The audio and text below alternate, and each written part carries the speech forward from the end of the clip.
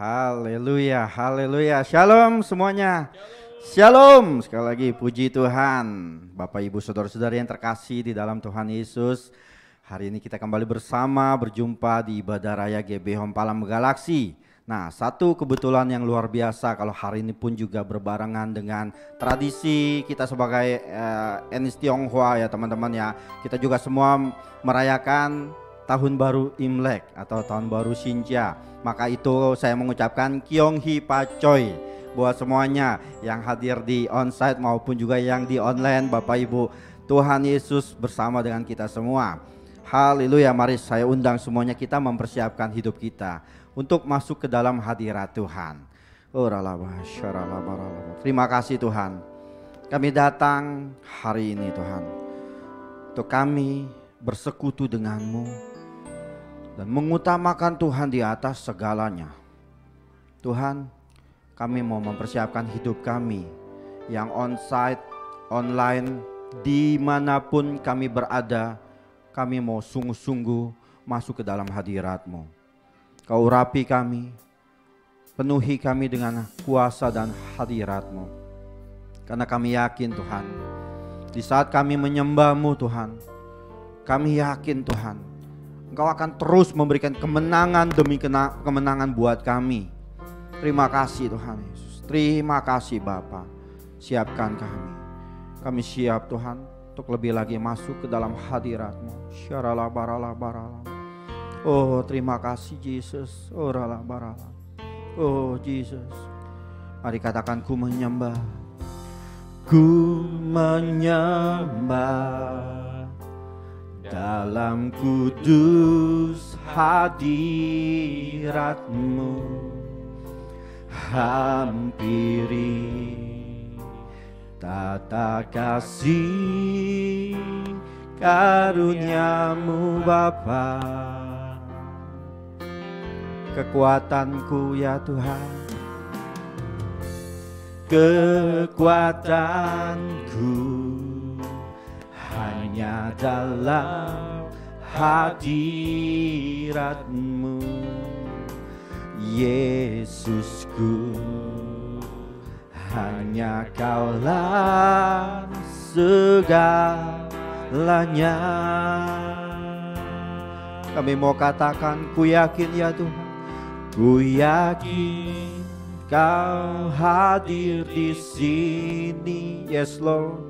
Ku rasakan kuasa yang tak terbatas. Ku yakin Kau nyata di sini. Kemenangan terjadi di sini.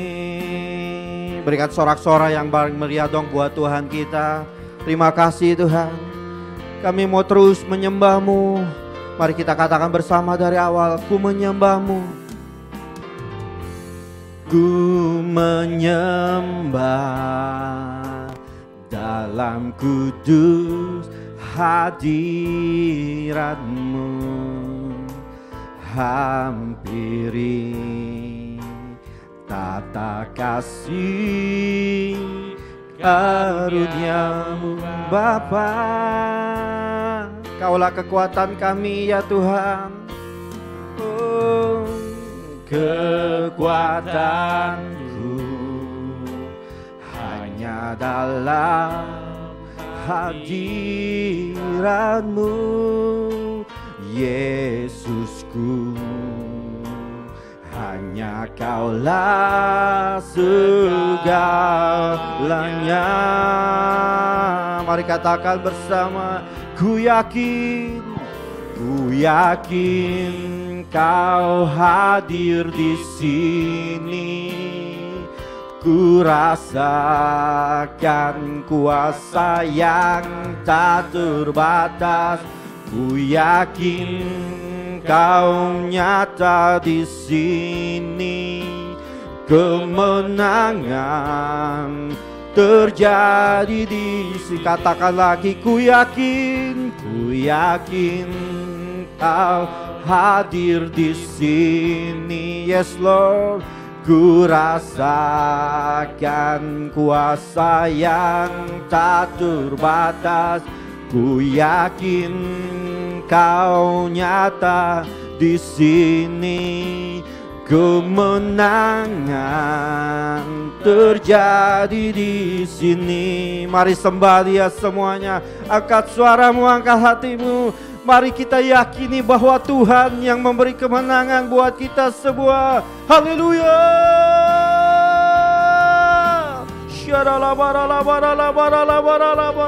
Terima kasih Tuhan Yesus. Kami yakin Tuhan, Kau yang berikan kemenangan bagi kami selamanya Tuhan. Terima kasih Yesus, kami bersyukur.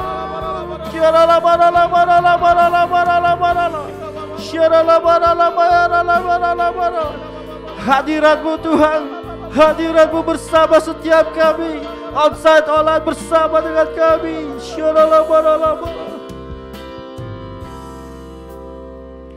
Ku yakin Kau hadir di sini. Kami rasakan Tuhan kuasa yang tidak terbatas. Ku yakin Kau nyata di sini. Kemenangan terjadi. Mari saya undang bangkit berdiri, Bapak Ibu semuanya katakan. Ku yakin Kau hadir di sini. Ku rasakan kuasa yang tak terbatas. Ku yakin Kau nyata di sini. Kemenangan terjadi di sini. Kesembuhan terjadi. Kelepasan ya Tuhan, kelepasan terjadi di sini. Berikan sorak-sorai yang paling meriah buat Tuhan kita. Haleluya. Haleluya. Terima kasih Tuhan. Terima kasih Yesus.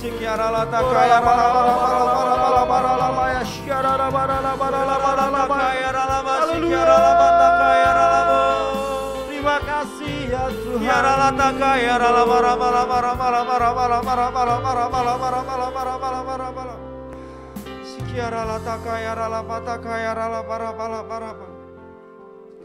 Terima kasih ya Tuhan. Kami mengucap syukur pada siang hari ini.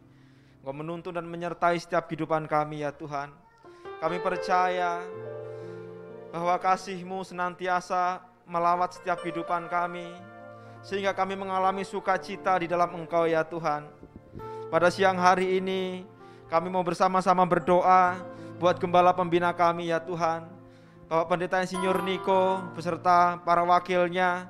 Kami percaya Engkau tutup bungkus dengan kuasa darah-Mu beserta keluarga mereka ya Tuhan. Kami percaya Engkau menyertai, Engkau menuntun, Engkau memberikan kesehatan dan kekuatan. Dan kami percaya ya Tuhan bahwa pengurapan-Mu senantiasa melimpah atas kehidupan gembala pembina kami ya Tuhan. Kami juga berdoa untuk gembala CK ya Tuhan. Kami berdoa menyerahkan Bapak Pendeta Weliar Kauntu Tuhan beserta keluarganya, bahkan gembala yang ada di bawahnya Tuhan. Kami percaya Engkau memberikan kesatuan hati, Engkau memberikan tuntunan-Mu senantiasa ya Tuhan, sehingga CK4 ini semakin hari semakin mengalami penuaian secara luar biasa Tuhan. Kami percaya Tuhan bahwa Engkau menuntun CK4 ini Tuhan. Engkau terus membangkitkan Tuhan CK4 ini untuk semakin hari Tuhan semakin bertumbuh, semakin hari semakin berbuah, dan semakin hari semakin memenangkan banyak jiwa-jiwa ya Tuhan. Terima kasih ya Tuhan. Kami juga menyerahkan Tuhan gembala kami di tempat ini, Bapak Pendeta Immanuel Stopo Tuhan, beserta Ibu Helen dan anaknya Andi dan Debbie, serta cucunya Abigail. Kami percaya bahwa Tuhan juga senantiasa memelihara kehidupan gembala kami di tempat ini ya Tuhan. Engkau terus menjadikan gembala kami ini teladan bagi banyak orang. Dan kami percaya Tuhan, melalui gembala kami Tuhan banyak orang diselamatkan Tuhan. Sehingga mereka menerima Engkau sebagai Tuhan dan Juru Selamat Tuhan. Kami juga berdoa buat wakil gembala di tempat ini, Pak Wisnu Tuhan, beserta Ibu Susi, serta anaknya Adit kami serahkan ke dalam tangan kuasa-Mu. Engkau juga menyertai dan melindungi, Engkau terus memberkati apapun yang dikerjakan, diusahakan, Tuhan senantiasa buat berhasil dan beruntung. Kami juga menyerahkan Tuhan untuk bangsa kami Indonesia. Kami percaya Tuhan Engkau menuntun bangsa kami Indonesia. Engkau menutup bungkus bangsa kami Indonesia dengan kuasa darah-Mu. Kami terus memperkatakan untuk damailah Indonesiaku. Virus corona tenang dan diamlah. Ekonomi Indonesia bangkit di dalam nama Tuhan Yesus Kristus. Kami percaya dan kami juga menyerahkan presiden, wakil presiden kami. Kiranya Tuhan menuntun, memberikan pengetahuan, memberikan hikmat yang daripada-Mu, sehingga bisa membawa bangsa ini untuk semakin hari semakin memuliakan nama-Mu ya Tuhan. Kami juga berdoa Tuhan buat para menteri-menterinya, DPR, MPR, TNI, Polri, kehakiman dan kejaksaan ya Tuhan. Engkau terus senantiasa memberikan kepada mereka untuk terus bekerja Tuhan, untuk membangun bangsa ini, untuk kemuliaan nama-Mu ya Tuhan. Demikian juga kami berdoa untuk terjadinya Pentakosta yang ketiga ini Tuhan. Kami percaya Engkau juga terus mengurapi setiap generasi anak-anak muda-Mu ya Tuhan. Engkau bangkitkan setiap kehidupan mereka semua.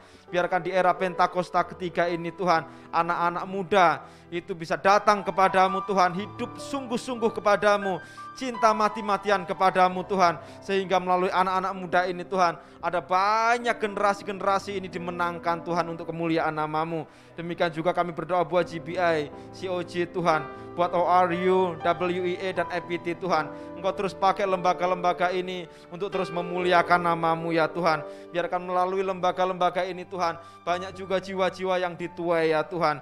Kami mengucap syukur ya Tuhan, kami menyerahkan jemaat-Mu di tempat ini Tuhan. Kiranya Tuhan senantiasa menyembuhkan setiap jemaat-Mu yang sakit Tuhan. Setiap jemaat-Mu yang mengalami kelemahan, Engkau segera pulihkan ya Tuhan. Hiburkan setiap jemaat-Mu yang mengalami kesusahan Tuhan. Dan kami percaya setiap jemaat-Mu juga yang mengalami permasalahan hari-hari ini Tuhan, Engkau berikan jalan keluar di dalam nama Tuhan Yesus Kristus. Biarkanlah setiap kehidupan kami Tuhan, mata kami senantiasa tertuju kepada-Mu ya Tuhan. Kami percaya Tuhan, sehingga kami siap untuk menyambut kedatangan-Mu. Di dalam nama Tuhan Yesus Kristus, haleluya. Amin. Haleluya, berikan mari bangkit berdiri yuk. Tepuk tangan yang semangat. Anggap aja kita ada di istora Bapak Ibu. Ya, anggap aja kita semuanya benar-benar dahsyat bersama Tuhan. Mari katakan, wow wow wow. Wow oh oh. Wow oh oh. Wow oh oh yeah yeah. Wow oh oh. Oh, oh, oh, oh, oh, oh. Mari katakan bersama. Gerakkanlah kekuatan-Mu ya Allah. Tunjukkanlah kuasa-Mu ya Tuhan. Kita mau percaya bersama, katakan. Serahkan musuh-Mu, selamatkanlah umat-Mu. Allah dahsyat di tempat kudusnya. Katakan lagi, gerakkanlah kekuatan-Mu ya Allah. Terima kasih Tuhan. Tunjukkanlah kuasa-Mu ya Tuhan. Serahkan musuh-Mu, selamatkanlah umat-Mu. Allah dahsyat di tempat kudusnya. Mari kita angkat tangan kita bersama-sama, katakan. Allah bangkit, bersoraklah. Hey, Allah bangkit, bernyanyilah. Musuh dikalahkan, musuh dikalahkan, umatnya dibebaskan. Allah dahsyat di tempat kudusnya. Oh, oh, oh, oh, oh, oh, oh, oh, oh, yeah, yeah. Oh, oh, oh, oh, oh, oh. Mari kita bersama katakan lagi ya. Gerakanlah, gerakanlah kekuatanmu, ya Allah. Tunjukkanlah kuasamu, ya Tuhan. Kami percaya Tuhan, serahkan musuhmu, selamatkanlah umatmu. Allah bangkit, Allah dahsyat di tempat kudusnya. Katakan bersama, Allah bangkit, Allah bangkit. Bersoraklah, hei Allah bangkit. Bernyanyilah, kami percaya musuh kami dikalahkan, musuh dikalahkan, umatnya dibebaskan. Allah dahsyat di tempat kudus. Mari angkat tanganmu bersama-sama, katakan Allah bangkit, Allah bangkit. Tepuk tangannya yuk. Bersoraklah, kami percaya Tuhan, Allah bangkit.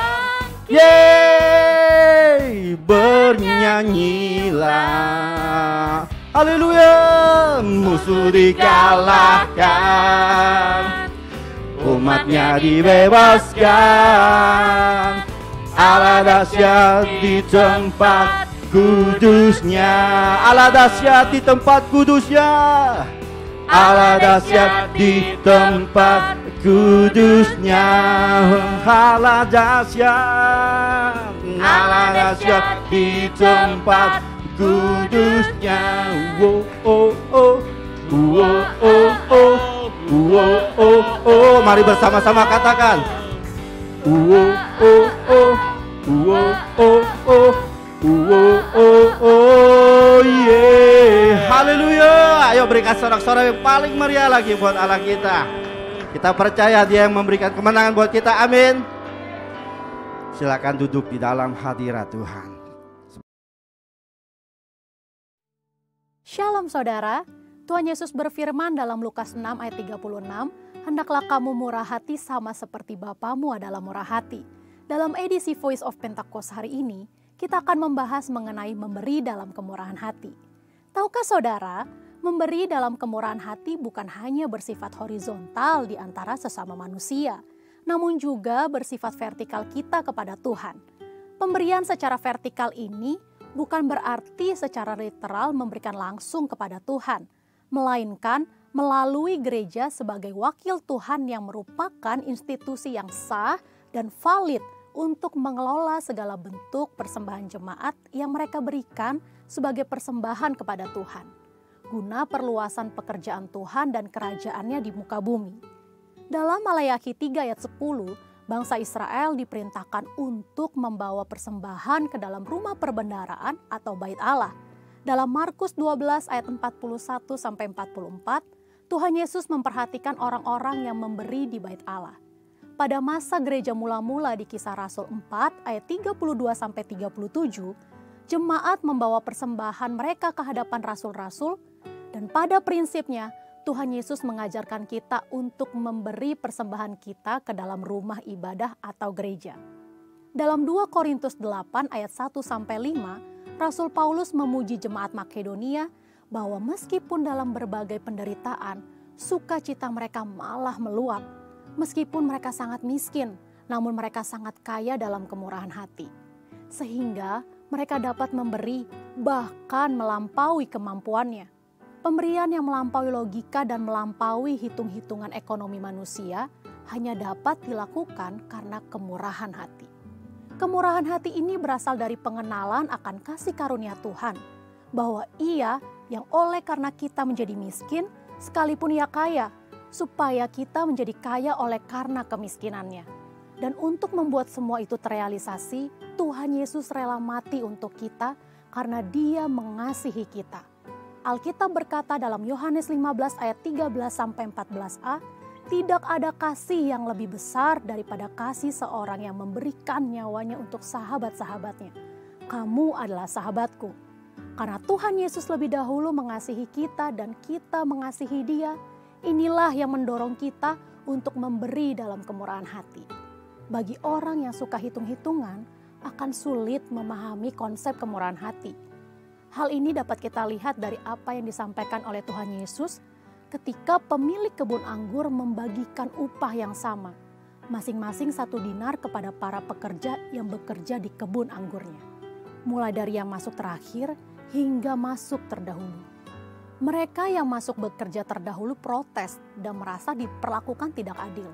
Sekalipun pemilik kebun anggur sudah memberikan upah sesuai dengan kesepakatan. Mengapa mereka protes? Karena iri hati. Mereka yang tidak memiliki kemurahan hati akan cenderung menjadi iri hati. Bagaimana dengan kita? Bukankah sama seperti jemaat Makedonia dan jemaat Korintus, kita juga telah mengenal kasih karunia Tuhan Yesus? Adakah pengenalan akan kasih karunia tersebut membuat kita menjadi kaya dalam kemurahan hati sehingga kita dapat memberi melampaui kemampuan, bahkan pemberian yang melampaui logika? Prinsip memberi dalam kemurahan hati seharusnya diterapkan dalam keseharian hidup suami istri dalam rumah tangga. Memberi dalam kemurahan hati dilandasi karena suami dan istri saling mengasihi, karena kasih Kristus telah mengikat mereka. Paulus dengan inspirasi Roh Kudus dalam Efesus 5 ayat 25 menyatakan, "Hai suami, kasihilah istrimu sebagaimana Kristus telah mengasihi jemaat dan telah menyerahkan dirinya baginya." Kalau dirinya sendiri saja rela diserahkan bagi istrinya, bukankah materi, harta, dan lain-lain sebenarnya menjadi hal yang terlalu kecil untuk diberikan? Selain itu, contoh praktek memberi dalam kemurahan hati sudah dipraktekkan di gereja kita GBI Jalan Gatot Subroto dalam memberikan persembahan sulung setiap tahun. Bukan dengan paksaan, tetapi menurut kerelaan hati dan kekayaan kemurahan hati dari jemaat. Persembahan sulung adalah berkat dari Tuhan, yaitu seluruh gaji dan penghasilan yang kita terima di bulan Januari dan kita persembahkan di bulan Februari. Tanpa kemurahan hati, tidak mungkin seseorang akan memberikan persembahan sulung kepada Tuhan. Sudah banyak kesaksian dari orang-orang yang memberikan persembahan sulung dari kemurahan hatinya, yang membuktikan pemeliharaan dan penyertaan Tuhan senantiasa ada. Bahkan mereka menerima berkat berkelimpahan. Kita percaya Tuhan memperhitungkan mereka yang taat melakukan firman-Nya. Memberikan persembahan sulung menjadikan kita pribadi-pribadi yang semakin diperkaya dalam kemurahan hati dan semakin merasakan kasih karunia Tuhan. Untuk penjelasan lebih lanjut dari tim teologi kami, saudara dapat scan QR Code yang tersedia. Selamat memberi dalam kemurahan hati dan Tuhan Yesus memberkati.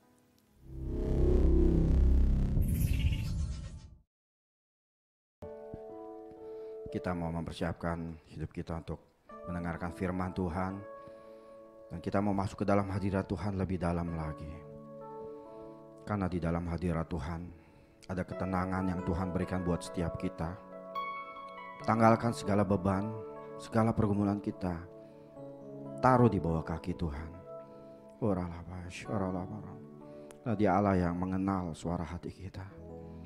Terima kasih Tuhan.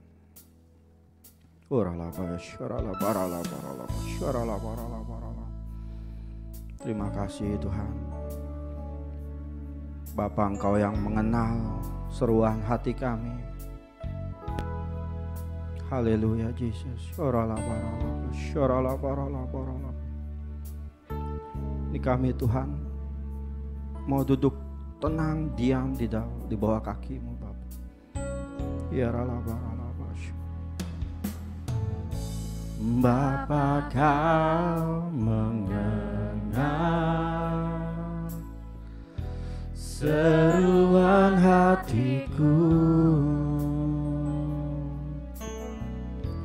tak pernah Kau lepaskan dari kasih-Mu. Lewat lembah kelam Kau temani aku. Roh-Mu bekerja selalu untuk kebaikanku, mengalir kuasa dari tempat maha tinggi. Bapa kekal mulia, Kau hadir di sini, memulihkan hati, menyembuhkan yang terluka. Ku kan tenang bersamamu, Bapa. Terima kasih, mari katakan kembali bersama. Bapa, Kau mendengar seruan hatiku, seruan hatiku. Yes, Lord. Tak pernah Kau lepaskan dari kasih-Mu. Walau kami harus lewat lembah gelap, lewat lembah gelap, Kau temani aku. Yes, Lord. Roh-Mu bekerja, Tuhan. Roh-Mu bekerja selalu untuk kebaikanku. Mari katakan mengalir, mengalir kuasa dari tempat maha tinggi. Bapa kekal mulia, Kau hadir di sini, memulihkan hati, menyembuhkan yang terluka. Ku kan tenang bersamamu. Mari katakan lagi, mengalir, mengalir kuasa dari tempat maha tinggi. Bapa kekal mulia, Kau hadir di sini, memulihkan hati, menyembuhkan yang terluka. Mari saya undang bangkit berdiri, Bapak Ibu.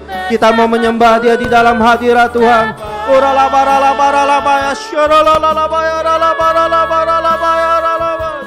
Terima kasih ya Tuhan, Kau yang menjamah setiap kami. Mengalirlah kuasa-Mu Tuhan, menjamah, memulihkan setiap kami Tuhan. Mari rasakan hadirat-Nya, mari rasakan kuasa kasih-Nya, memulihkan engkau, menyembuhkan hatimu. Terima kasih Tuhan.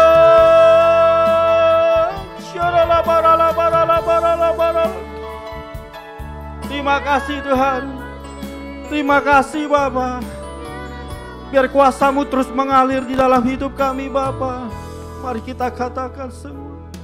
Mengalir kuasa dari tempat maha tinggi. Yes, Bapa kekal mulia, Dia hadir.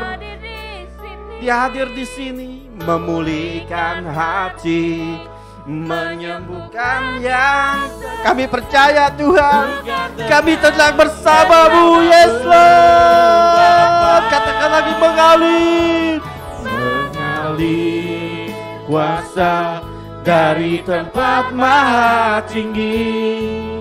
Bapa kekal mulia, Kau hadir di sini, memulihkan hati, menyembuhkan yang terluka. Ku kan tenang bersama-Mu Bapa.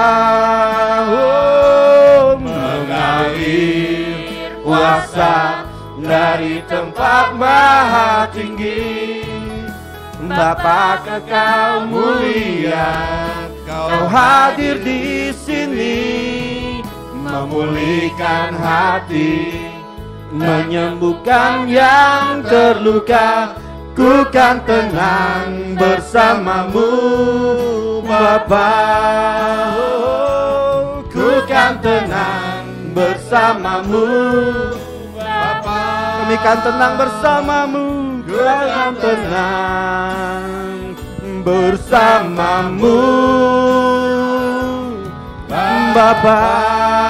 Haleluya. Beri kemuliaan buat Tuhan kita. Haleluya. Haleluya. Kasih Tuhan. Oh, haleluya Yesus. Bapak yang baik, kami bersyukur, banyak terima kasih. Kalau pada siang hari ini Tuhan, kami boleh berkumpul bersama-sama untuk duduk diam mendengarkan firman-Mu. Buka mata hati rohani kami, pikiran kami, supaya kami boleh mengerti sesungguhnya kebenaran firman-Mu. Apa yang hati Tuhan inginkan kepada kami. Terima kasih Bapa, di saat yang indah ini, biarlah Tuhan memberkati kami. Jadikan tanah di hati kami menjadi tanah yang baik, yang siap ditaburkan firman-Mu. Bapa, kami buka pikiran kami juga, untuk kami boleh mengerti Tuhan dengan akal kami, bahwa Engkau adalah Tuhan yang baik. Tuhan yang selalu menyertai memberkati kami. Terima kasih Bapa, kami mau duduk diam, kami siap membuka hati kami dan kami mau terima berkat-Mu, firman-Mu Tuhan. Di dalam nama Tuhan Yesus, semua yang siap belajar firman Tuhan katakan amin. Beri kemuliaan buat Tuhan kita. Haleluya. Silakan duduk saudara. Saya nggak tahu saudara ikut Imlek nggak? Oke. Hari ini saya dapat tugas melayani di sini. Saya bersyukur, banyak terima kasih ketemu lagi kepada saudara. Saya tanya sama Pak Im, khotbahnya tentang apa gitu ya. Katanya udah tentang Imlek aja dah gitu ya. Jadi akhirnya saya pelajarin tuh, coba belajarin, karena saya bukan mau lebih tahu lebih dalam supaya kita nggak salah ya. Oke saudara, hari ini saya akan berikan judul, yaitu Tahun Baru Imlek versus murid Tuhan Yesus. Jadi Tuhan Yesus sama hubungannya sama Tahun Baru Imlek apa gitu ya maksudnya. Nah, saya ambil dari 3 sudut pandang hari ini. Ya kita belajar ya. 3 sudut pandang itu, pandangan yang pertama nanti kita lihat sisi apa itu Imlek. Ya, Imlek itu apa sih gitu loh. Apakah Imlek itu merupakan satu tradisi atau merupakan satu ajaran agama ya. Yang kedua, kita ambil satu sisi lagi tentang apa yang Tuhan Yesus mau bagi orang percaya gitu. Yang ketiga, sisinya adalah kita melihat bagaimana kita sekarang mengambil keputusan. Ingat ya, ada 3 ya. Nah, setelah kita tahu, yang pertama saya akan baca histori sejarah mengenai Imlek dulu. Nah, saudara, yang pertama saya akan bacakan begini. Apa itu Tahun Baru Imlek? Ya, itu Imlek itu dia istilahnya dialeknya dialek Hokkien. Im itu artinya lunar atau bulan, dan lek itu artinya kalender. Jadi kalau dibaca secara keseluruhan adalah tahun baru yang dihitung berdasarkan peredaran bulan dalam mengelilingi bumi. Itu artinya Imlek ya. Yang berikutnya, menurut kalender Gregorian ya, kalender nasional, tahun baru Imlek jatuh antara tidak jauh berbeda setiap tahunnya antara tanggal 21 Januari sampai 20 Februari, antara segitu tuh. Nggak mungkin lebih dari itu gitu ya. Nggak mungkin jatuh temponya di Maret, nggak mungkin. Itu hitungannya ya. Jadi Imlek merupakan hari besar agama Konghucu. Imlek merupakan hari besar, tahun barunya orang-orang Konfusianisme ya. Nah, dalam sejarahnya pertama kali dilakukan oleh para petani di Cina. Sejarahnya dulu pertama kali itu dilakukan oleh petani di Cina. Petani di Cina ngapain? Untuk menyambut pergantian musim. Dari musim dingin kepada musim semi. gitu loh. Dengan harapan di musim semi ini dapat dapat berkat yang baru. Karena apa? Karena di musim dingin petani itu tidak bisa berbuat apa-apa. Karena semuanya nggak bisa tumbuh di musim dingin ya. Nah, pergantian musim ini kemudian menjadi salah satu hari terpenting yang patut dirayakan masyarakat Cina. Ini di Cina ya, saat itu karena dipercaya dapat memberikan rezeki. Nah, ini artinya ya. Nah, setiap musim semi datang, mereka memiliki kebiasaan mengucapkan Xin Chin Kyong Hee atau selamat musim semi yang baru gitu loh. Jadi petani-petani di sana tiap kali musim semi mereka kumpul tuh rayain. Wah, selesai nih musim saljunya, musim dinginnya. Sekarang musim semi, ada harapan yang baru. Nah, itu dianggap jadi tahun pertama. Dianggap satu kehidupan yang baru gitu loh. Jadi tahun barunya mereka tuh di situ gitu ya, tanggal 1. Perayaan yang disebut Xinjia atau festival musim semi ini berlangsung dari tanggal 1 bulan pertama atau 1 Ciague ya, dan berakhir pada tanggal 15 bulan pertama, yaitu 15 Ciague. Jadi orang sebutnya. Jadi perayaan tahun barunya 15 hari. Ya, ini saya coba bawainnya pelan-pelan ya supaya kita ngerti. Berbagai kegiatan yang dilakukan sepanjang perayaan itu adalah pertama, sembayang. Mereka pergi sembayang. Tentu kepada Tuhannya ya. Biasanya orang-orang China dulu mereka sembayang di kelenteng. Ya. Terus mereka makan bersama keluarga, lalu berkumpul bersama kerabat. Ya. Lalu menyalakan petasan, menggunakan baju merah. Nah, menggunakan baju merah ini ada dongeng, ada cerita dongengnya yang pernah diceritakan, yaitu begini saudara, kenapa baju merah? Jadi di setiap musim salju dulu, musim dingin, itu setiap tahun selalu ada satu binatang yang besar. Ini dongeng ya, sekali lagi orang Cina percaya ini dongeng. Oleh sebab itu mereka membiasakan diri seperti ini. Datang ke desa mereka dan selalu kambing, lembu dimakan habis. Mereka selalu kehilangan itu, suatu rugi yang besar. Ya, sampai suatu hari mereka berpikir apa yang harus dilakukan, karena binatang ini yang disebut nian ini luar biasa, nggak besar. Wah, dilihat seperti pernah lihat di depan vihara itu ada kayak singa yang besar gitu, ya. Itu binatang seperti gituan yang datang dari gunung. Mereka selalu makan yang namanya kambing, ayam, semua dimakan. Jadi petani rugi besar. Tetapi pada suatu hari, ya, di musim-musim seperti itu mereka sembunyi di rumah, nggak berani. Ya, tetapi ada seorang anak kecil, ini dongeng. Ada anak kecil itu, ini legenda disebutnya. Ada anak kecil itu pakai baju merah. Nah, pada saat Nian ini turun ngelihat anak kecil pakai baju merah, Niannya pergi lagi. Anak itu nggak dimakan. Nah, dongeng ini jadi dijadikan kebiasaan oleh orang Cina bahwa untuk mengusir hal-hal yang jahat pakai baju merah gitu ya. Jadi nggak apa-apa, saya cerita aja, mau percaya nggak percaya ya mau gitu ceritanya ya. Nah, oke, berikutnya. Jadi tadi menggunakan baju merah, menggantung segala pernak-pernik ya, yang disebut fu tahu, tulisan Cina ditempel di depan pintu, di atas pintu, di kanan pintu, terus pasang lampion ya. Terus setelah itu, nah yang terakhir itu memberikan ampau kepada anak-anak yang belum menikah, anak-anak ya belum menikah dikasih ampau gitu loh. Nah, ampaunya dibungkus sama kertas merah.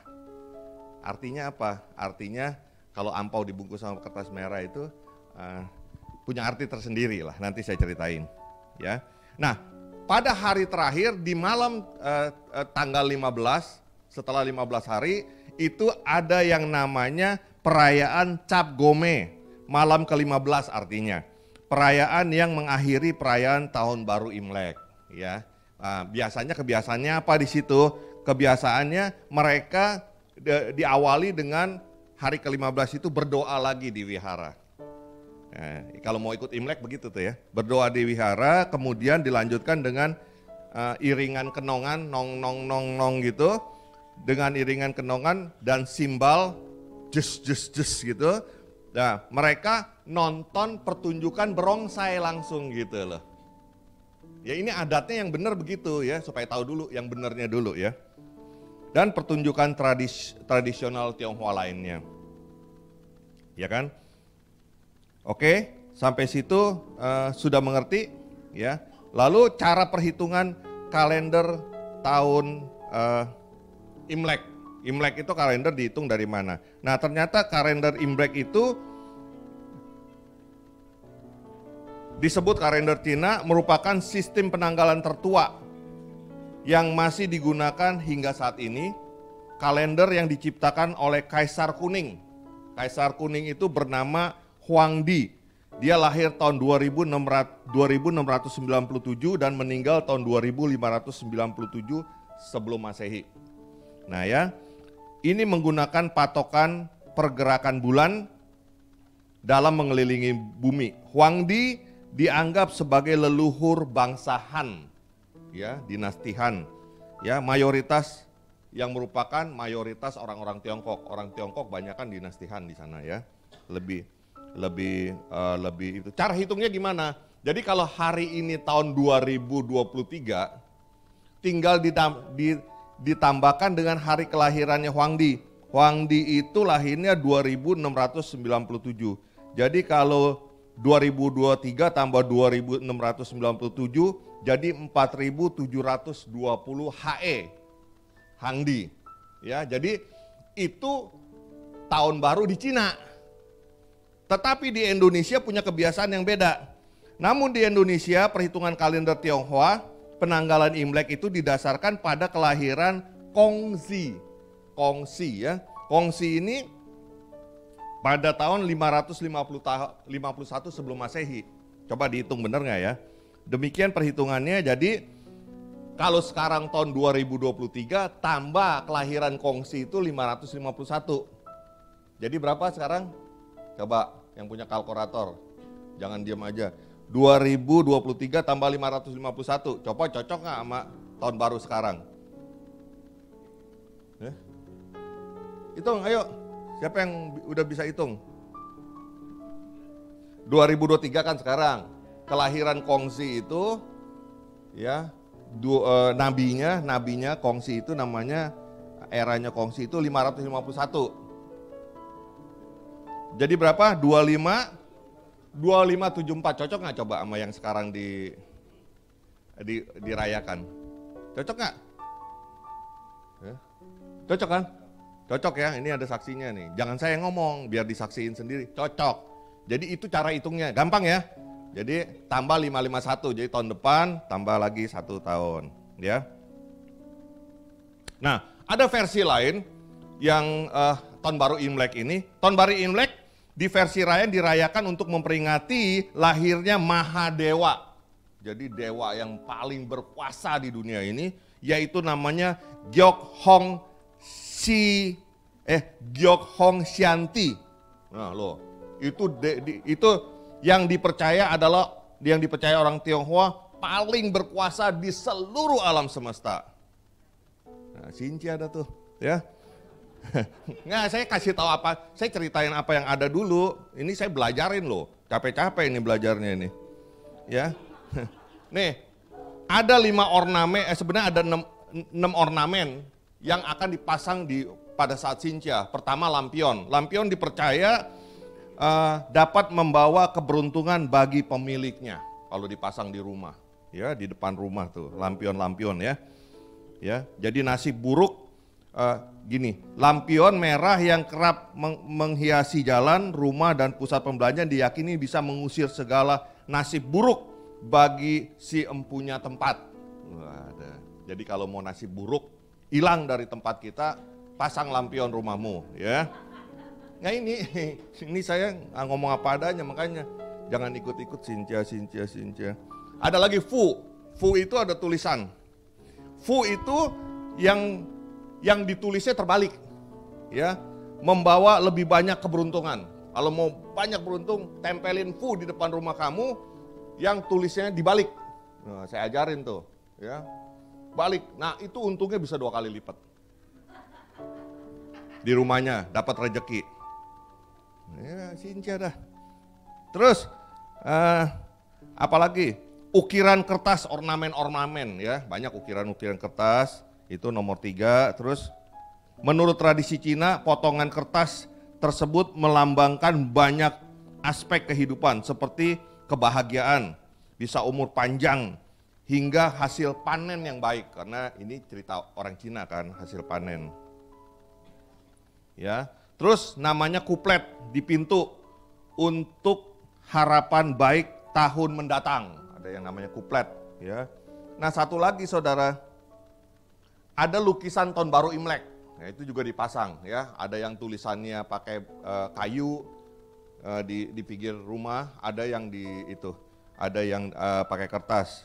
Lalu yang satu lagi yang nggak boleh ketinggalan, pohon kumquat. Tahu pohon kumquat yang sekarang biasa diganti sama pohon jeruk tuh, mini, banyak jeruknya kuning gitu lah. Nah, itu pohon kumquat ya.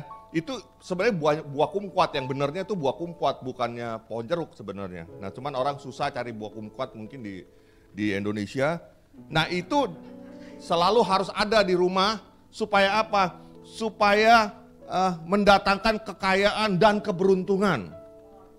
Udah, pokoknya 6 itu pakai di rumah kamu bahagia hidupnya. Saya belum selesai, jangan haleluya dulu. Ya, itu yang saya belajarin, ya.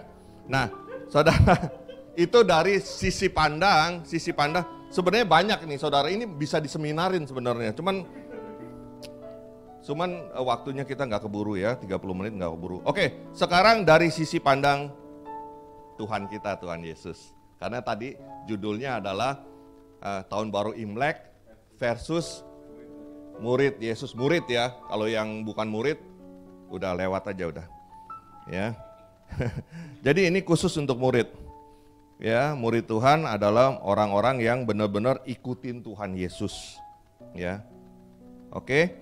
Nah, sekarang saya sambung bagaimana sih pandangan Tuhan ya kepada hidup kita orang Kristen. Itu penting. Nah, saudara, kita buka di dalam kitab Wahyu pasal 5 ayat 9, tolong disampaikan di ini Wahyu 5 ayat 9 sampai ayat 10. Nah, ini tadi versinya cerita Imlek sudah selesai ya, kurang lebih sederhananya seperti itu. Itu sederhana banget, masih banyak. Saya sampai 7 halaman ini saudara, ya belajarin ini gitu loh. Saya catat itu udah summary-nya aja 7 halaman. Oke, kita bangkit berdiri, kita baca ayat ini baik-baik. Baca baik-baik, ini cerita di surga, Wahyu ini cerita di surga. Pada saat Yohanes dibawa ke surga dan dia melihat kejadian di surga, dan ini jadi satu nubuatan yang akan terjadi, sesungguhnya akan terjadi gitu loh. Nggak boleh dilebihin, nggak boleh dikurangin. Baca, 1, 2, 3. Dan mereka menyanyikan suatu nyanyian baru katanya.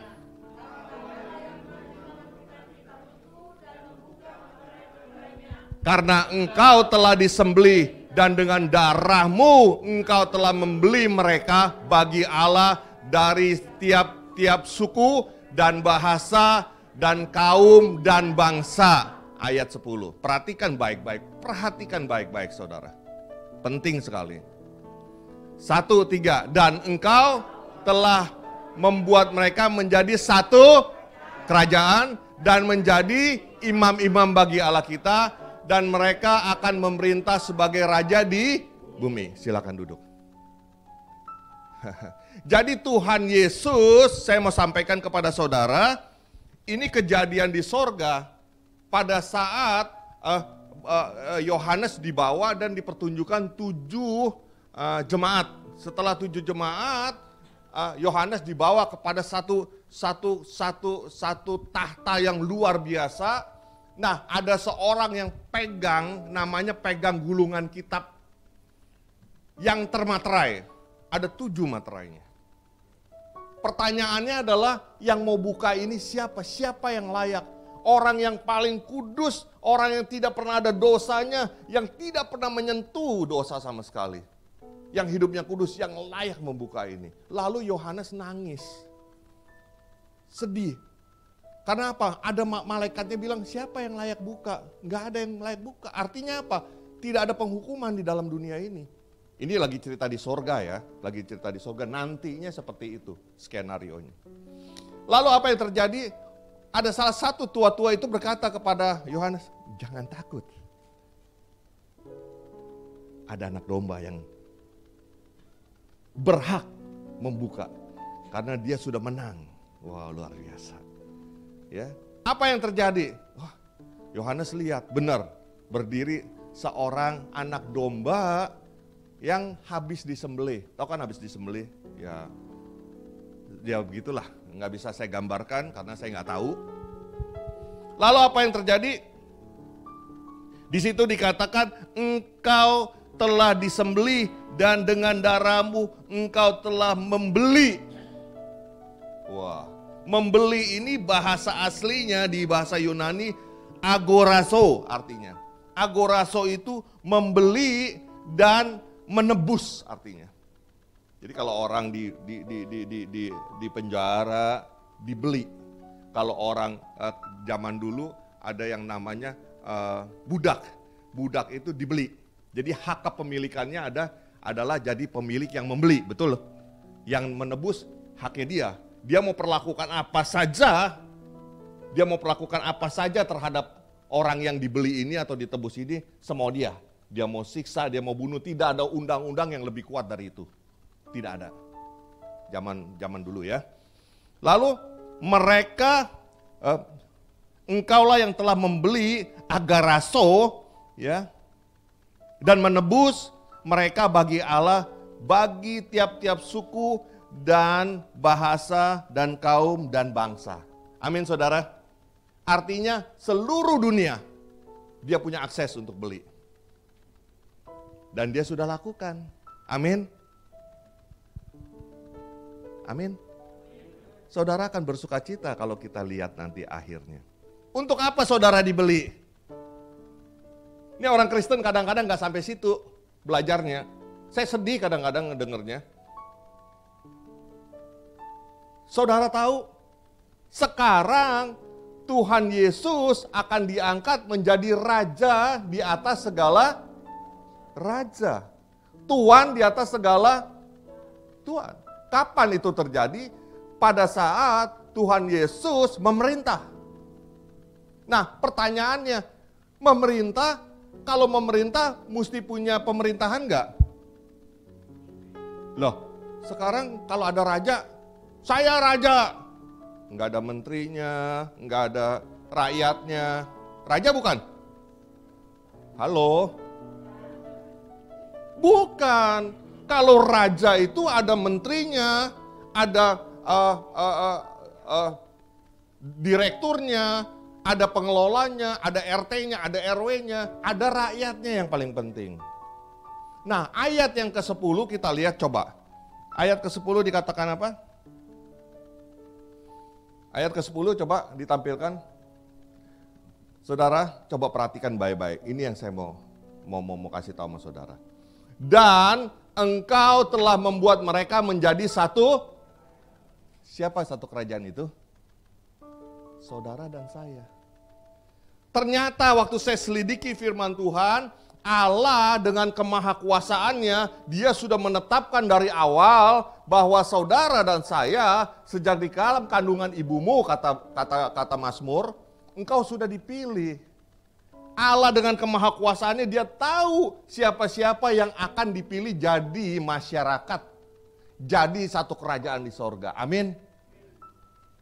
Kok kalau gitu Pak ngapain Pak? Nah, ada pertanyaan dari siswa saya dulu. Kalau gitu saya ngapain Pak?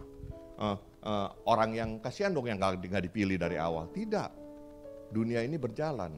waktu kita menginjil, makanya Tuhan Yesus selalu pesan begini. Jadikanlah mereka murid. Nah, kalau murid itu mau, ya dia bisa ikut. Karena dari segala bangsa, dari segala kaum, dan segala bahasa. Jadi Allah sudah menetapkan saudara dan saya, kita ngomong yang udah hadir aja, untuk menjadi satu kerajaan. Amin saudara. Jadi saudara harus bersuka cita. Jangan aminnya, amin gitu. Mau gak sih? Amin. Harus begitu. Kita adalah orang-orang yang beruntung. Karena mereka dan engkau telah membuat mereka menjadi satu kerajaan. Makanya Tuhan Yesus waktu berdoa di dalam Yohanes 17 coba baca. Aku ini selama ini Bapa berikan kepadaku orang-orang ini untuk aku selamatkan di akhir zaman. Dan aku lindungin selama aku masih bersama dengan mereka. Sekarang aku sudah tidak bersama dengan mereka. Bapak, tolong jaga mereka, jauhkan dari yang jahat. Tidak ada satupun yang akan lepas dari Tuhan. Jadi itu adalah satu pilihan. Amin saudara. Saudara akan dijadikan apa? Coba ayatnya tadi ayat 10.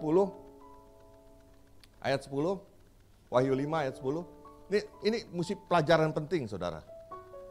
Aduh sayang waktunya kurang. Kalau enggak saya akan bongkar semua. 5 ayat 10, ya oke. Nah kita lihat, menjadi suatu kerajaan dan menjadi imam-imam bagi Allah kita. Amin saudara. Dan saudara akan dijadikan imam, lalu mereka akan memerintah sebagai raja di bumi. Amin. Raja di bumi itu artinya apa? Waktu kerajaan 1000 tahun nanti. Saudara akan memerintah. Saudara akan naik ke surga, diangkat turun, memerintah bersama Yesus dalam kerajaan 1000 tahun. Senang saudara? Saudara sudah dibeli dengan harga yang mahal. Saudara sudah ditebus. Ini goalnya, ini finalnya. Oleh sebab itu jaga kelakuanmu, jaga sikapmu, jaga kesetiaanmu, jangan sampai engkau dicoret namanya. Apapun di dalam kehidupanmu yang mengganggu kehidupanmu, yang membuat engkau jauh dari Tuhan, lepas itu. Jangan dipikirin, hidup susah, kurang uang, nggak perlu. Nanti saudara dapat. Amin saudara.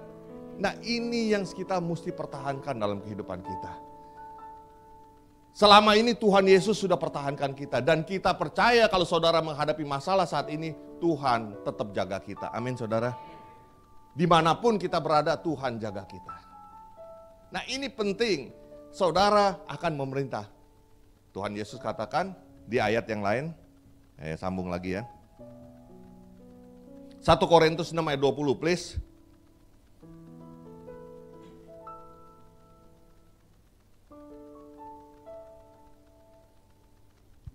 1 Korintus 6 ayat 20 apa dikatakan? Rasul Paulus katakan apa?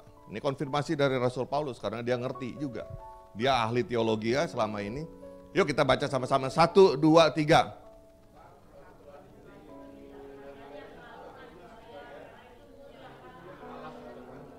Amin. Jelas Rasul Paulus mengkonfirmasi ini.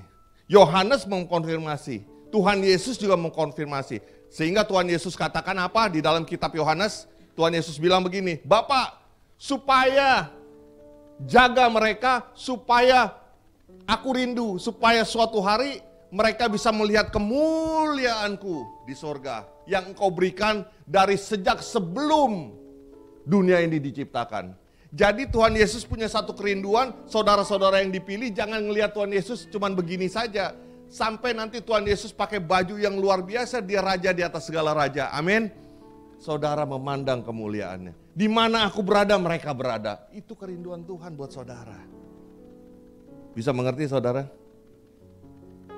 Nah ini adalah ajaran daripada Tuhan Yesus. Lalu Tuhan Yesus katakan di dalam Yohanes 14 ayat 21, coba kita baca.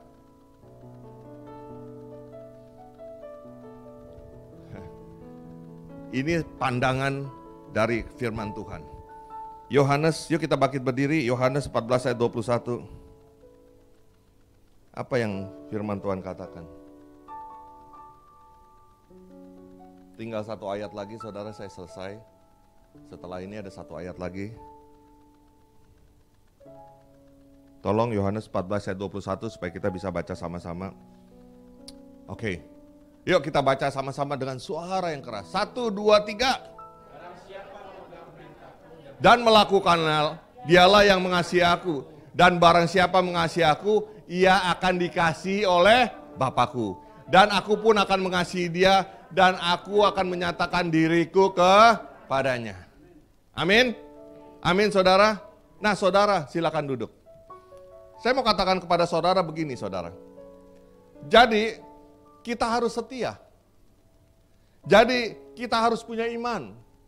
Iman dan kesetiaan itu bahasa Ibrani aslinya itu disebut emunah. Coba katakan sama-sama.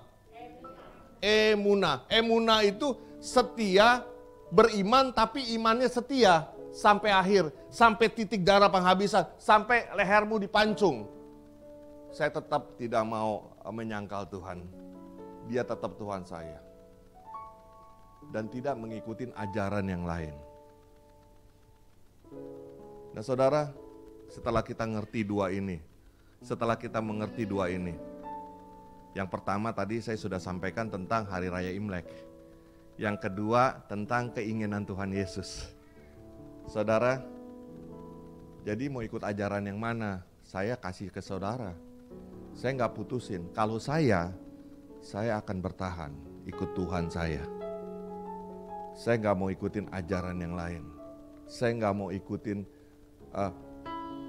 pasang lampion supaya saya untung banyak, supaya dijauhkan dari bahaya. Enggak, yang menjauhkan saya dari bahaya adalah Tuhan. Amin saudara. Loh Pak, saya mau beruntung, saya nggak usah pasang fu yang terbalik di rumah saya. Saya nggak usah ikut-ikutan seperti sekarang iblis pinter. Iblis bilang itu tradisi, nggak apa-apa kamu ikut. Nggak bisa saudara. Ingat Allah kita Allah yang cemburu. Firman Tuhan jelas katakan ya di dalam kitab Yakobus 4 ayat 4 sampai 10. Saya nggak bacakan, catat baca di rumah, baca deh. Itu dikatakan Allah yang taruh. Saya bacakan satu ayatnya aja.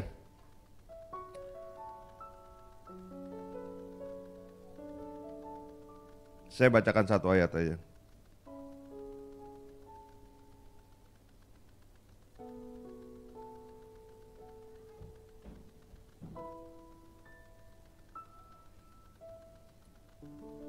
Kita baca di dalam Yakobus 4 ayat 4.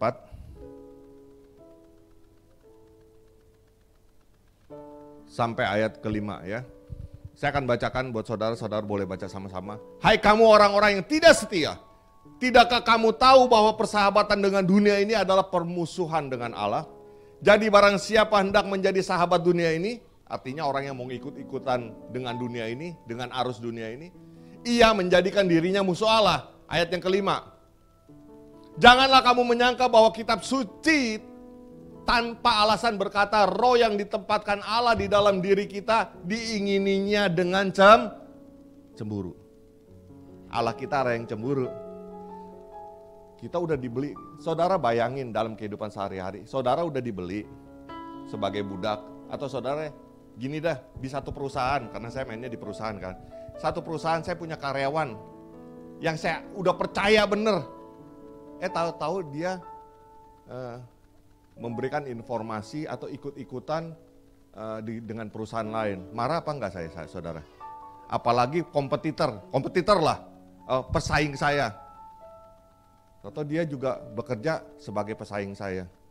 Marah saya? Marah enggak? Apalagi Bapa di sorga. Sekarang kita sudah jelas. Nah, sisi yang ketiga. Sisi yang ketiga ini adalah begini saudara. Saudara udah jelas tentang siapa itu Imlek. Siapa itu ajaran Konghucu. Imlek adalah hari raya orang Konghucu. dan diciptakan oleh manusia. Dan kita adalah umat tebusan Tuhan Yesus. Nah, apa yang harus kita lakukan? Saudara bisa pikir sendiri. Imlek sama dengan Lebaran. Imlek sama dengan hari Waisak.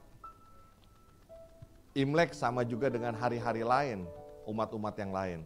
Jadi saudara tidak merayakan, tapi saudara boleh ngucapin kepada orang-orang yang merayakan.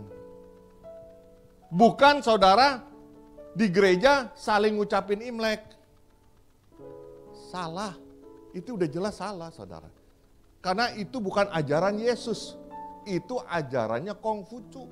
Saya di sini punya catatan, Kongfucu itu anak ke-11. Anak bungsu dari keluarga apa, kawin sama siapa, saya tahu. Karena saya belajar, saudara. Dia manusia biasa. Dia seorang filosof sosial. Ya, filosofi, tapi dia sifatnya sosial. Nah, ajaran dia dipakai sebagai ajaran orang Konfusianisme. Jadi jelas ya saudara ya, siapa itu apa itu Imlek, apa itu. Nah, Pak, mengenai tradisi Imlek apa yang kami harus lakukan? Misalnya diundang makan, boleh nggak Pak diundang makan sama saudara-saudara? Saya nanya anak saya kemarin, Papi mau khotbah nih tentang ini. Aduh Pi, jangan ngomong sama saya. Saya taunya begini Pi, nih ya, anak saya sendiri nih ya, yang sudah belajar firman Tuhan begitu banyak dalam, ya. Dia bilang gini, Papi jangan ngomong sama saya cuma taunya satu, hari Imlek adalah hari bahagia buat saya bisa berkumpul sama semua keluarga, saya bisa makan bareng mereka, dan yang paling penting saya dapat ampau.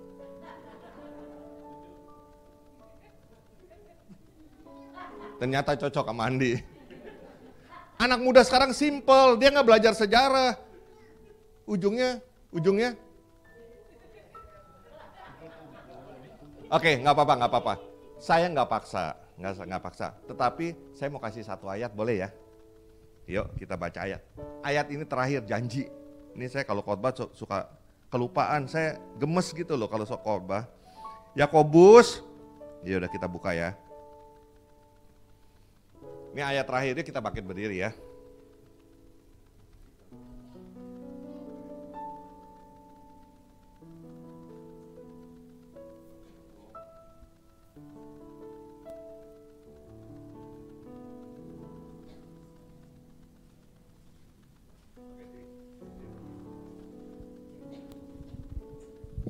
Yuk kita baca, mana Yakobus 4 ayat 17.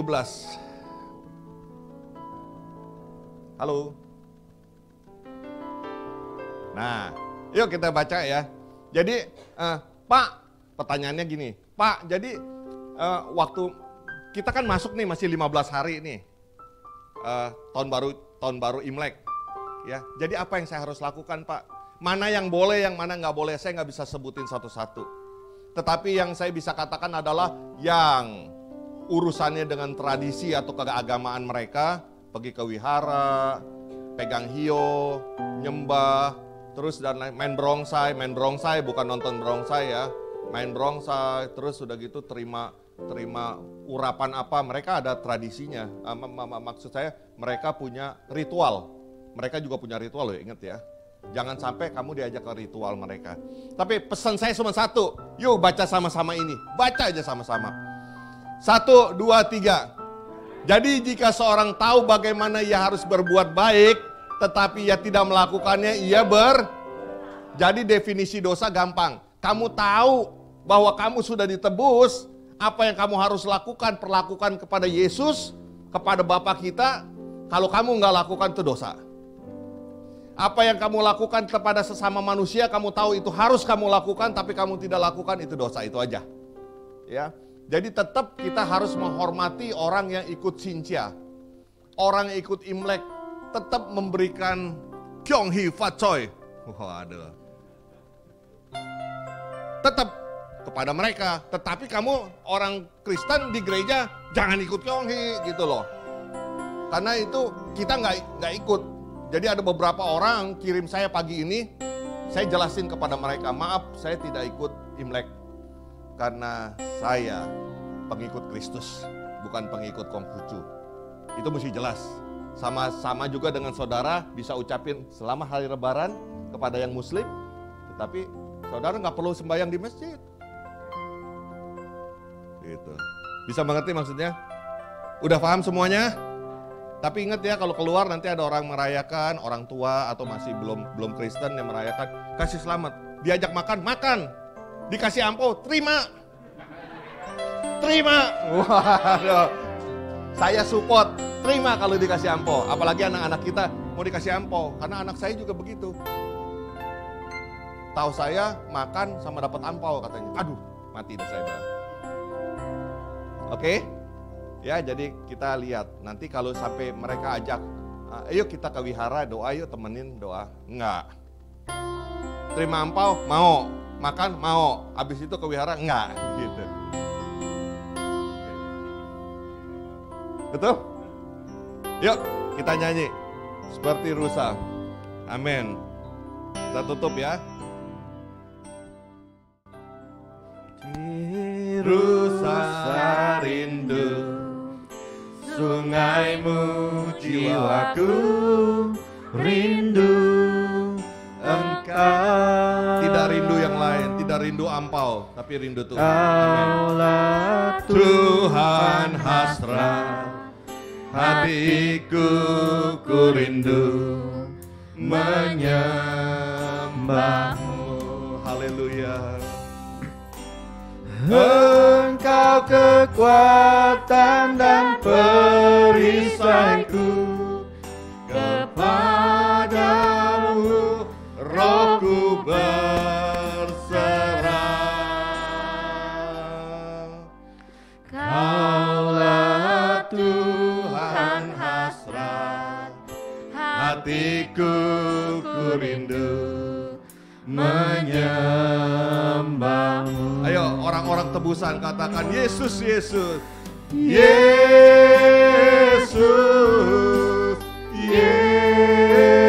Yesus, kau berarti bagiku.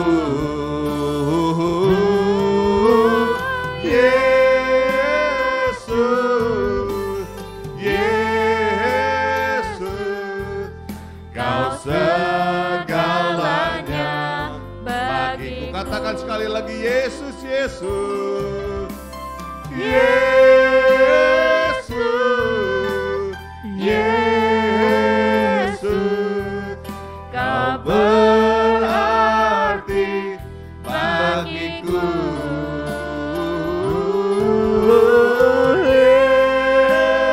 Yesus, Yesus, kau segalanya bagiku.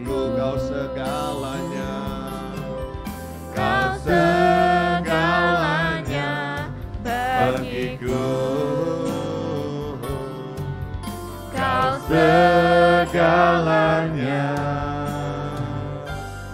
bagiku. Beri kemuliaan buat Tuhan kita. Haleluya, haleluya, haleluya.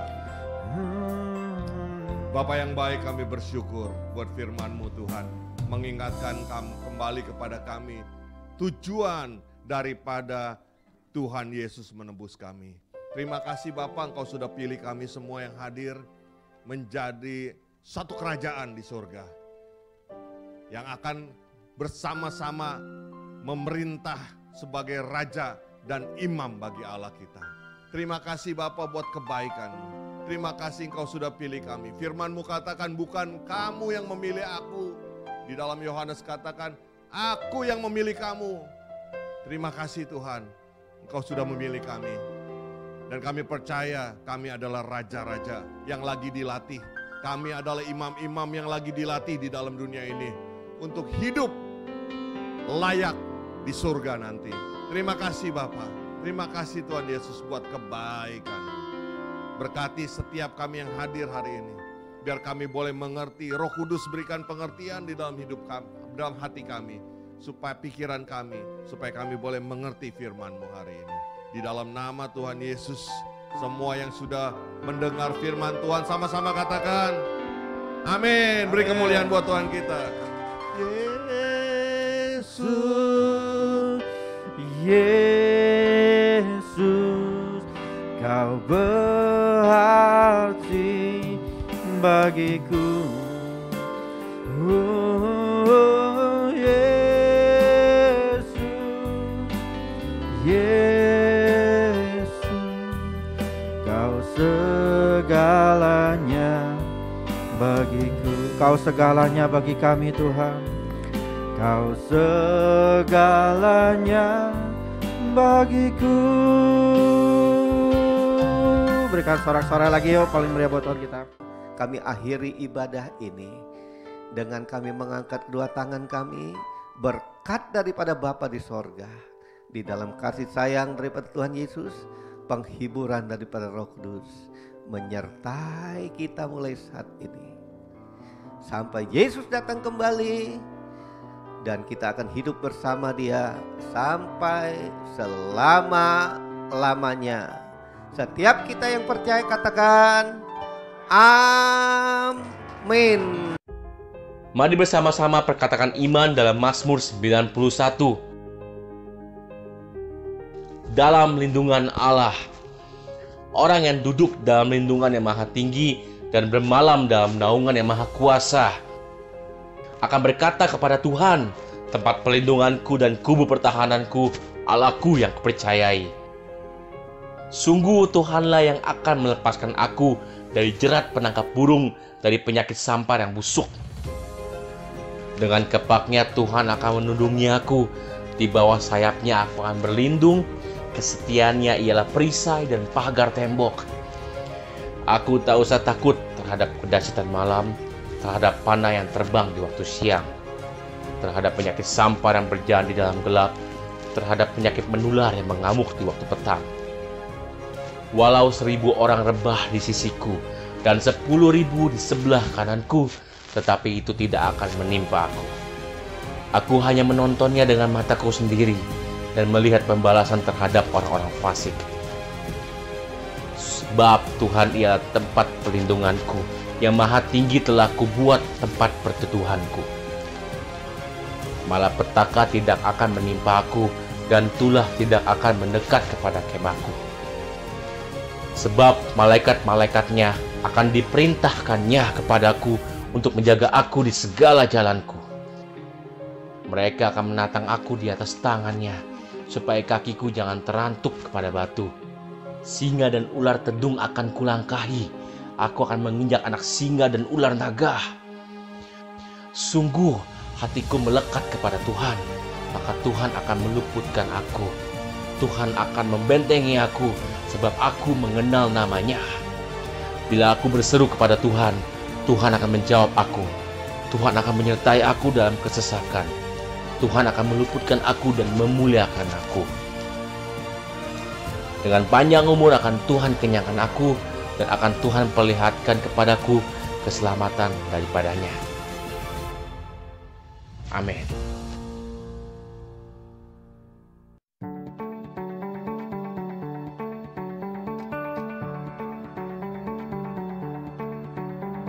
Apa yang dimaksud dengan Pentakosta ketiga? 1. Pentakosta ketiga adalah pencurahan Roh Kudus yang dahsyat di zaman ini melebihi yang terjadi di Azusa Street. 2. Pentakosta ketiga akan mengakibatkan penuaian jiwa yang terbesar dan yang terakhir sebelum Tuhan Yesus datang kembali. 3.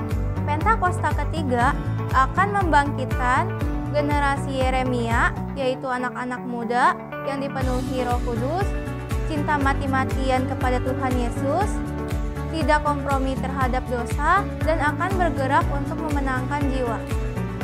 4. Pentakosta ketiga lahir di Indonesia dan bergerak ke bangsa-bangsa. Gerakan ini dari timur ke barat dan akan kembali ke Yerusalem.